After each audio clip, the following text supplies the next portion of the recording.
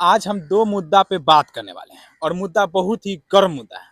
पहला मुद्दा है युवा और नौजवान के हित की बात और दूसरा मुद्दा है दलित की बात, दलित के हित की बात। हाँ, सही सुन रहे हैं। तो जय हिंद दोस्तों, मैं हूं सूर्या भाई। अभी आप देख रहे हैं LS पब्लिक न्यूज चैनल। आज हम दो जो मुद्दा बोले हैं, दो मुद्दा, पहला युवा के हित और दूसरा दलित के हित की बात, और खास करके शिवहर के युवा और शिवहर के दलित की बात करेंगे। जोर जोर से यह कहा जा रहा है कि कोई आए जो शिवहर का हो, ऐसा तो कहा जा रहा है, लेकिन किसी ने ये आवाज नहीं उठाया है कि कोई भी उम्मीदवार क्यों ना आए, लेकिन वो युवा हो। और दूसरा बहुत ही बड़ी बात कि वो ये ST SC से होना चाहिए, यानी दलित समाज से होना चाहिए। आखिर ऐसा क्यों नहीं? हर कोई बड़े को सोच रहा है, जनरल को लाना चाह रहा है, OBC को लाना चाह रहा है, लेकिन SC ST को क्यों नहीं? क्या इस देश में दलित का कोई जगह नहीं है क्या? क्या इस देश में दलितों का कोई भागीदारी नहीं है क्या? जिस दलित समाज से हमारे भीमराव अंबेडकर ने आए और संविधान की रचना कर दी, हाँ, हर किसी के लिए एक समान के लिए जो सब जिए, सबका बराबरी अधिकार हो, उसके लिए एक संविधान का रचना कर दिए, लेकिन उसी दलित के लिए आज कोई आवाज नहीं उठाता। आखिर क्यों? जिस प्रकार से लोकसभा चुनाव के लिए शिवहर से रितु जायसवाल और दूसरा उम्मीदवार जो लवली आनंद है, उसकी मांग की गई, जिसमें लवली आनंद तो आ ही गए, और दूसरा में मांग की जा रही है रितु जायसवाल। लेकिन इसमें यह क्यों नहीं मांग की जा रही है कि एक युवा आए और दूसरा आए तो आए वो दलित से आए? आखिर ऐसा क्यों नहीं?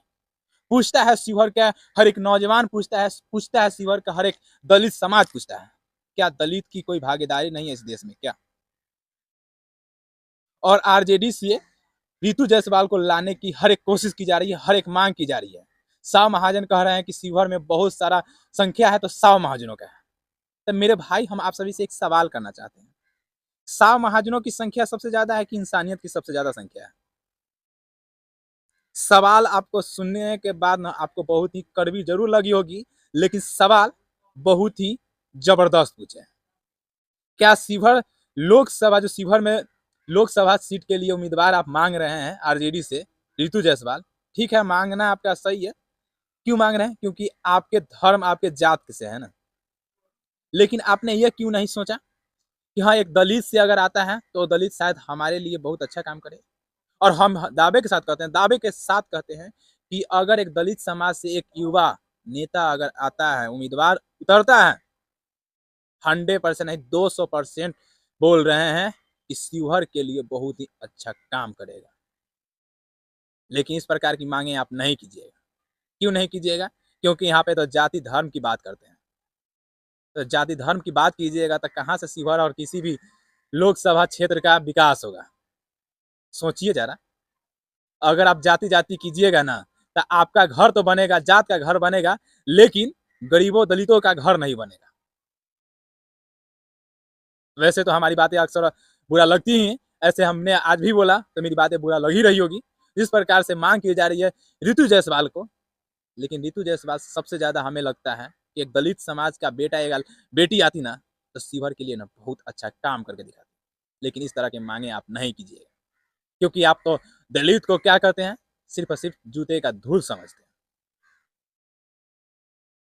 लेकिन हम दावे के साथ कहते हैं, जिस दिन शिवहर में कोई दलित का बेटा या बेटी उम्मीदवार आती है, चाहे वो सांसद के लिए हो, चाहे वो विधायक के लिए हो, 100% नहीं 200% दावे के साथ कहते हैं कोई शिवहर का विकास के लिए सोचेगा, बाकी कोई नहीं सोचेगा। हमारी तो ये सोच है, आपकी क्या सोच है?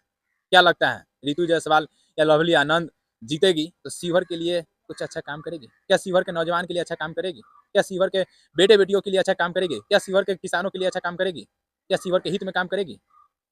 आपको क्या लगता है?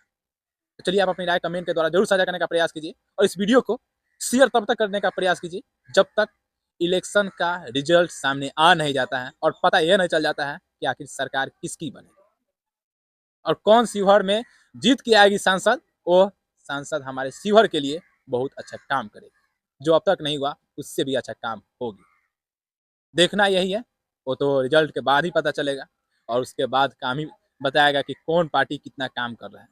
लेकिन हम जाते जाते आपसे निवेदन करना चाहते हैं और हाथ जोड़ के प्रार्थना करना चाहते हैं कि अगर आप इस बार वोट देने जाते हैं, अपना कीमती अधिकार देने जाते हैं, तो सबसे पहले आप अपने बच्चों का भविष्य, अपने घर का स्थिति देख कर निकलिए घर से, और आप अपना कीमती वोट अधिकार जो होता है उसे किसी के हाथ में दीजिए।